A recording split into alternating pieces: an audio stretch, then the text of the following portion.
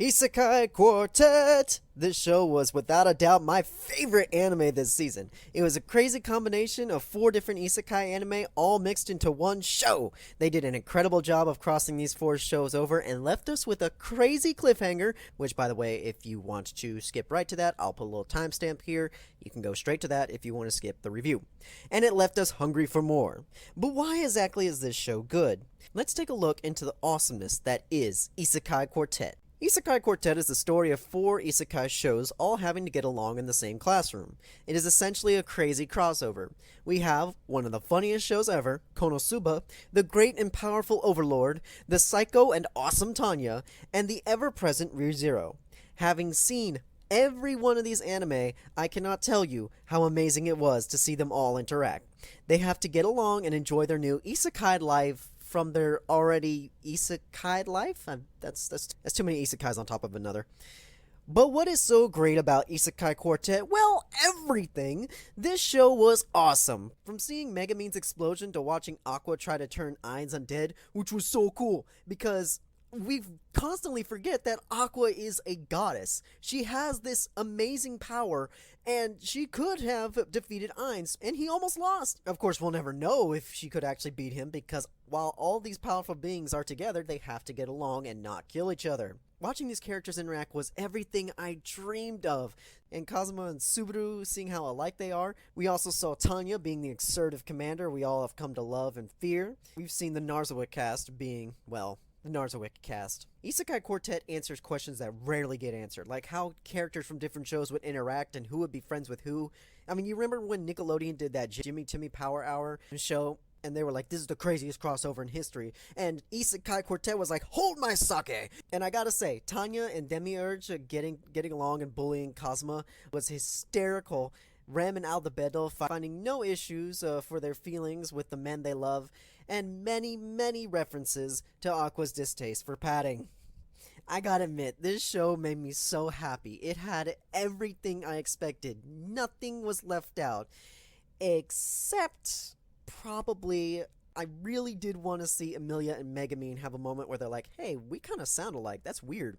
You know, that little reference would have been a cherry on top, but it was genuinely great. It was interesting to see Ainz be so confused by the power of this other world that was just so mind-boggling to him.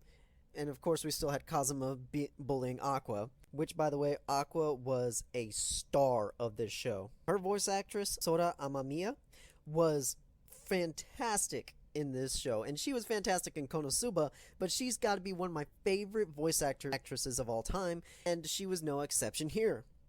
All of the characters were perfect, actually. You know, the same voices, mannerisms, everything was spot on. I couldn't imagine how much it might have cost to get all these voice actors together, but they did it, and it was awesome. Then we get to the final episode, and our heroes, quotation marks, remain in the classroom even though they've won the field day. Then Roswell tells the students to welcome their new transfer students. As the door opens about to reveal who the new students are, we're like, yes! And then the credits roll and we're like, no! And then we see there's a season 2 confirmed and it's like, yes! But we're gonna have to wait for it a while. So, who are the mysterious new transfer students? If you're joining me from the timestamp, welcome. If you've sat through me talking for this long time, I thank you. But now we're going to start looking into who these new transfer students are. After doing some looking, there are many choices for this spot. Most people are speculating that it is the Rising of the Shield Hero, which I haven't seen and probably never will, or That Time I Got Reincarnated as a Slime, which I also haven't seen, but I think it's on my list. Anyway, we have to think logically about this. All 4 of the animes from the Isekai Quartet are made from different studios, so it stands to reason that anyone has a chance here. And I have come to a conclusion that there is only one show that deserves this spot, and one show only that needs to come back, and they should be the new transfer students. I speak, of course, of the duo that never loses, Sora and Shiro from No Game No Life. It is time for the team that is known as Blank to return to our screens. I tell you, No Game No Life needs to come back. Especially since season 2 might just happen. Don't quote me on this, but it might happen. Just imagine, okay? Just think with me, okay? Sora and Shiro, Jabril and Steph, all joining the group. It'd be awesome to see them back and see how they would interact with this new world.